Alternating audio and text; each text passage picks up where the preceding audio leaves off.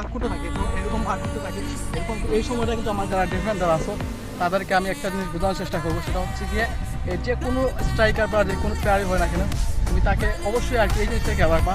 তুমি যদি ডিফেন্ডার হয়ে থাকো এই জিনিসটা অবশ্যই ফলো করে থাকবা। তুমি কোনো স্ট্রাইকার যখন বল নিয়ে আসবে তুমি তারপরে তার উপরে দিয়ে তারপরে তুমি কী করতে পারো, তুমি যখন বললে ও আসতেছে তুমি জাস্ট ওকে মার্ক করতে পারো, মানে এরকম এরকম মার্ক করতে থাকা। যদি হুট করে যে তুমি বল নিয়ে আসছো ওই সময় যে তুমি ওর উপরে পড়ে যাও, সে কিন্তু ইজিলি আপনার তোমার কাছে তোমার থেকে আর কি বলটা নিয়ে চলে যেতে পারবে। তো তুমি এই জিনিসটা মাথায় রাখবা যে ও যখন বল নিয়ে আসছে তুমি ওকে মার্ক করো, মানে তার দিকে একটি মানে গ্যাপ না দিয়ে মার্ক করতে থাকবা, ও যেন বলটা নিয়ে না যাওয়ার মতো তুমি সাহসী দেখাতে না। তুমি যদি এমনটা করো যে বল নিয়ে আসছে তুমি যে ওর উপরে গিয়ে পড়তেছো, ওই সময় কী হবে, তুমি যা উপরে পড়ার সাথে এরকম যে কোনো সাইড দিয়ে বল নিয়ে চলে যাবে। তো তুমি এই জিনিসটা মাথায় রাখবে। তুমি ডিফেন্ডার হতে হবে, যেহেতু আমি স্ট্রাইকার আমি এই জিনিসটা খুব বেশি ভালো করে ফিল করতে পারি।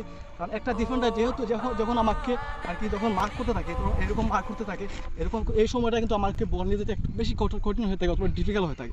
সো এই জিনিসটা মাথায় রাখবা, যে কোনো স্ট্রাইকার হোক না এখানে তুমি তার উপরে গিয়ে না পড়ে প্রথমত তাকে মার্ক করবা, যাতে ও যেন বল নিয়ে না যাওয়ার মতো পরিস্থিতি সৃষ্টি করে ফেলা আর কি।